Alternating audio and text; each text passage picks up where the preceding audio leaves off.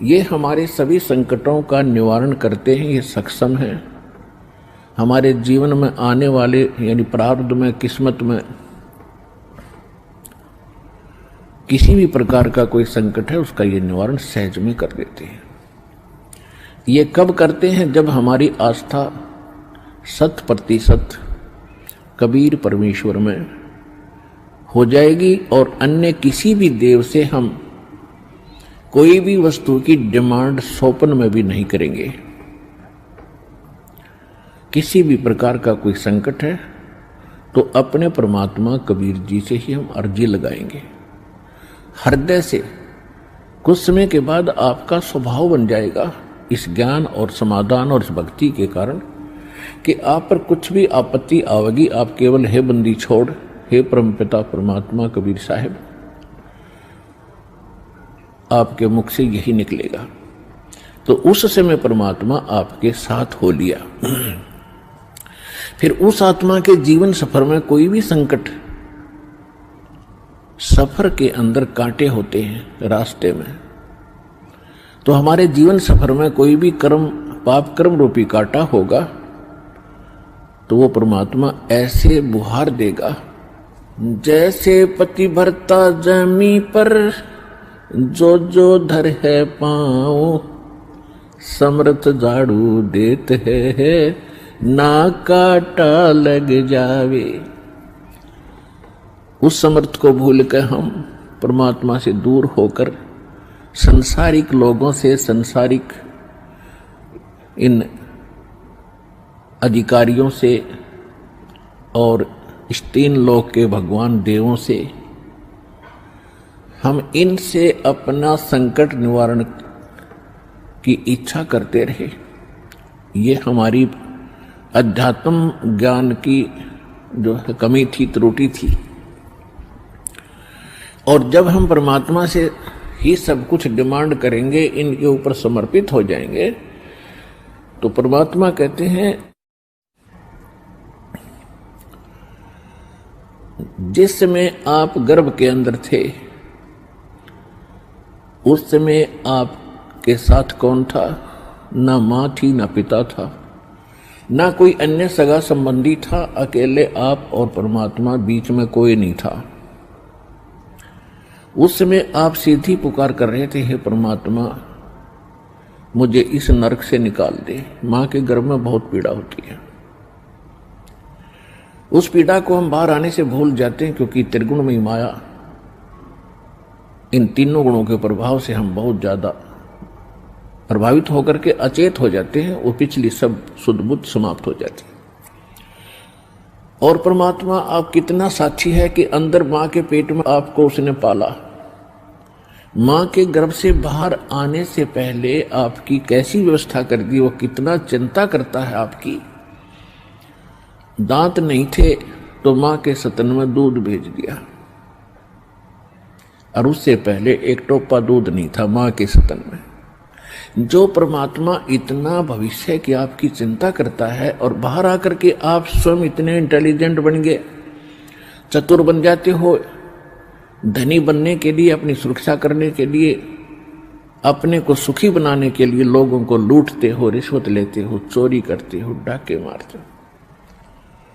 आप भगवान के विधान को भूल गए, आपको याद नहीं है। जो परमात्मा आपकी इतनी केयर टेक करता है, इतनी देखभाल पहले से चिंतित है, तो अब कौन सा वो दूर है आपसे। आपको केवल प्रारब्ध तो मिलेगा ही मिलेगा जो आपकी किस्मत में लिखा है। उसको तो उसको भी मिलेगा जो भक्ति नहीं करते। लेकिन भक्ति करने का उद्देश्य मूल यही होता है आत्म कल्याण हो, और इस जीवन में हमारा कोई पाप कर्म हो, कोई कष्ट आना हो, उसका भी निवारण हो। तो उसका निवारण तो एक ही से हो सकता है, उस परम पिता परमात्मा पूर्ण ब्रह्म से। अन्य भगवान, अन्य ये देव वो संकट निवारण नहीं कर सकते। पाप के हमारे किस्मत में लिखे हुए कर्म को वो नहीं समाप्त कर सकते, वो भोगना ही पड़ता है। केवल कबीर देव, कबीर साहब, ये हमारे इन पाप का नाश कर सकता है, हमारे जीवन को सुखी कर सकता है। तो क्या बताते हैं, उस समर्थ की रीझ छुपाई, अब कुल कुटुंब से राता, गर्भ के अंदर बचन भरे थे, कहाँ गई वो बात। अब देखो परमात्मा फिर आकर हमें सचेत करते हैं, क्योंकि काल ने तो हमारे ऊपर पर्दा डाल दिया, बुद्धि पर पत्थर गेर दिए। माँ के गर्भ से बाहर आते ही हम सब कुछ भूल गए, नए सिरे से पढ़ाई पढ़ाई जाती है। ये तेरा चाचा, ये तेरी चाची, ये तेरी माँ, ये तेरे पिता, मामा, ये बुआ और कै ख गगड़े, ये नए सिरे से पढ़ाई जाते हैं। हम इतने जो है अचेत हो जाते हैं और परमात्मा फिर आकर हमें फिर नए सिरे से याद दिलाते हैं कि उस समर्थ की रीझ छुपाई। उस समर्थ ने आपके ऊपर प्रसन्न होकर के आपकी प्रार्थना सुनी। रीझ माने खुश होकर के आप पर जो रहम किया, वो रीझ आपके ऊपर प्रसन्न हुए। उस समर्थ की रीझ छुपाई, वो भूल गया तो उस मालिक के उस रहम को।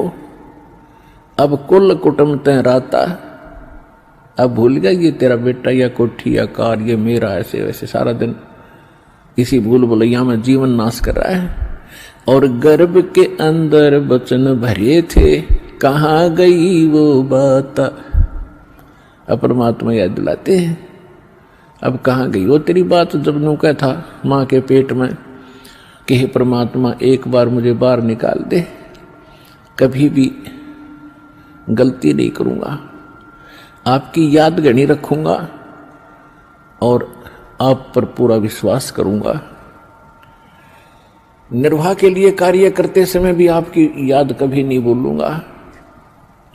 और अब हम क्या करते हैं, केवल सांसारिक इन कार्यों में सारा जीवन लगाते हैं। भगवान की याद तो कभी कोई चर्चा करता तभी आती है, ना तो स्वप्न में भी ना आती है हमारे को। तो उसके लिए क्या बताते हैं कि वो परमात्मा जब आपको माँ के गर्भ में भी सुरक्षित रखता है, आपके बाहर आने से पहले आपके आहार के लिए माँ के स्तन में दूध भेजता है, तो आगे आने वाले जीवन में जो तूने जैसा किया है उसमें क्या वो कमी करेगा।